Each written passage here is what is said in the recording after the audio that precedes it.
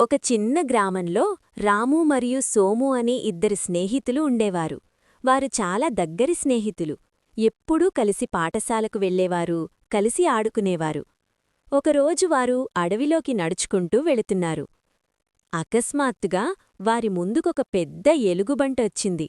రాము చాలా భయపడ్డాడు.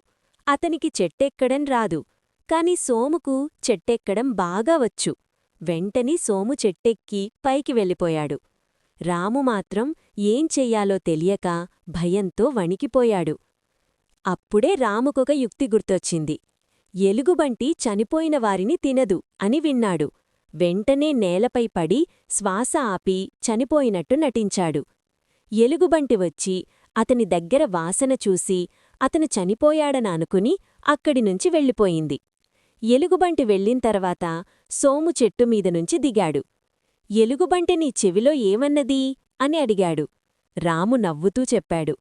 అవసరంలో వదిలివెళ్లేవాడిని స్నేహితుడిగా నమ్మవద్దు అని చెప్పింది.